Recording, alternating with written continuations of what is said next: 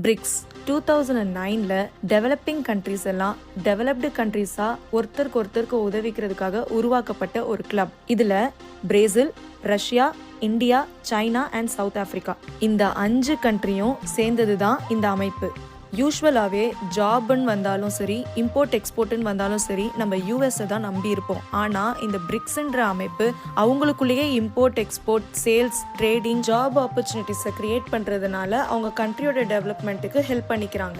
இந்த 5 கண்ட்ரீஸ்லையும் பாப்புலேஷன் அதிகமாக இருக்கிறதுனாலையும் எக்கனாமிக்கலி பெரிய பார்ட் இவங்களுக்கு இருக்கிறதுனாலையும் இவங்க எடுக்கிற டெசிஷன்ஸ் எல்லாம் உலக அளவில் பெரிய மாற்றத்தை ஏற்படுத்தலாம். யூஸ்வலாக ட்ரேடிங் டாலர்ஸில் தான் பண்ணுவாங்க. ஆனால் இந்த 5 கண்ட்ரீஸும் அவங்களோட ஓன் கரன்சியில் ட்ரேடிங் பண்ணிக்கிறதுனால யூஎஸ் டாலரை நம்பி இருக்க வேண்டிய அவசியம் இல்லாமல் போகலாம். பிரிக்ஸ் கிளப் பிஸ்னஸ் ஆப்பர்ச்சுனிட்டிஸை அவங்களுக்குள்ளேயே ஓப்பன் பண்ணிக்கிறதுனால அவங்க கண்ட்ரியோட க்ரோத்துக்கு அது பெரிய மைல் ஸ்டோனாக இருக்குது. 2009ல ஸ்டார்ட் பண்ண இந்த அமைப்பு லாஸ்ட் மந்த் வரைக்கும் நிறைய பேருக்கு தெரிஞ்சிருக்க வாய்ப்பில்லை. ட்ரம்ப் பிரிக்ஸை பற்றி பேசி மொத்த உலகத்துக்குமே தெரியப்படுத்திட்டாரு.